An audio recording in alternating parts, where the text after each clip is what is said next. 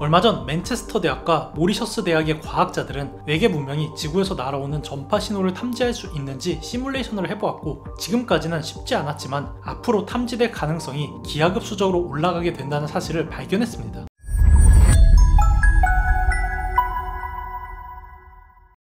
지구는 46억 년 전에 태어났지만 고작 7억 년 만에 최초의 생명체가 자연 발생했으며, 최초의 생명체가 진화한 끝에 33억 년 만에 육지동물이 처음으로 탄생을 했고, 육지동물이 탄생하고 5억 년 만에 인류 문명이 탄생했습니다. 결국 최초의 생명체가 생겨나고 문명을 만들기까지 약 38억 년이 걸린 셈이죠. 그에 비해서 이 우주는 약 138억 년 전에 탄생을 했고, 불과 10억 년 만에 무수히 많은 은하와 행성들이 만들어졌을 것을 감안하면 이 우주에는 지구보다 훨씬 먼저 생명체가 탄생한 행성들이 많을 것으로 추정이 됩니다. 만약 어딘가에 100억 년 전에 생명체가 탄생해서 지구처럼 38억 년 만에 문명을 이뤘다면 그곳은 문명이 발생하고 나서 현재 62억 년이 흘렀을 것이며, 문명이 망하지 않고 우주로 진출했다면 상상할 수가 없는 기술적 진보를 이뤘을 것입니다. 하지만 우리 인류는 2000억 개 이상의 항성이 있고 1조 개 이상의 외계 행성이 있을 것으로 추측이 되는 우리 은하 내에서 외계 생명체의 존재 증거를 발견하지를 못했죠. 이에 대해서 여러가지 가설이 존재하지만 우주에는 물리법칙의 한계 때문에 문명이 발달되지가 않은 행성을 먼저 찾아내는 게 오히려 어렵다고 추정할 수도 있습니다. 지구에서야 기술이 더 발달한 쪽이 더 빠른 이동수단을 가지고서 먼저 방문을 할 수가 있지만, 우주에서는 아무리 빠른 속도라고 해도 빛의 속도이기 때문에 기술이 아무리 발달했다고 해도 수천, 수만 년을 투자해서 다른 별에 방문하는 건 매우 리스크가 큰 일입니다. 그에 비해서 기술 문명이 사용하는 전파는 빛의 속도로 이동하기 때문에 매우 강력한 전파를 계속 사용하는 발달된 기술 문명은 오히려 다른 문명에게 탐지될 가능성이 높죠. 지구에서와는 반대로 기술이 더 진보된 곳이 탐지되기가 쉽다는 뜻입니다. 그리고 지구에서 사용하는 전파는 주변으로 120광년 거리까지밖에 도달하지 못했을 뿐만이 아니라 너무 미약해서 지구 문명 정도의 기술 문명이 탐지하는 게 불가능하다고 여겨졌고, 외계 문명이 있다고 해도 우리를 발견하는 건 어렵다고 보고 있습니다. 뭐 지금까지는 말이죠. 얼마 전 맨체스터 대학과 모리셔스 대학의 과학자들은 외계 문명이 지구에서 날아오는 전파 신호를 탐지할 수 있는지 시뮬레이션을 해보았고, 지금까지는 쉽지 않았지만 앞으로 탐지될 가능성이 기하급수적으로 올라가게 된다는 사실을 발견했습니다.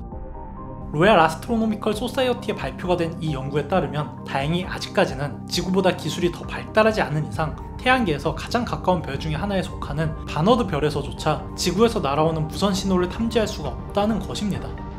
왜냐면 지금 고작 빛의 속도로 하루 남짓 정도 떨어진 보이저 1호에서 오는 전파 신호를 해석하기 위해서 초대형 안테나인 딥스페이스 네트워크가 겨우겨우 받아볼 수 있기 때문에 거리가 멀수록 전파의 감도가 현저히 떨어진다는 것을 감안하면 6광년 떨어진 바너드 별에서 지구에서 발생한 전파 신호를 감지하는 건 인간 수준의 기술력으로는 어림도 없다는 것이죠.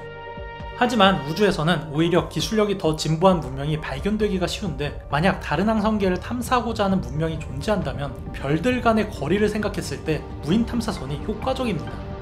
지성체 수준으로 사고할 수가 있는 인공지능을 만들 수가 있다면 알아서 탐사를 할 수 있는 거대 무인 탐사선을 다른 별로 보내놓고 그 탐사선이 보내오는 전파로 데이터를 받아보는 게 가장 합리적입니다.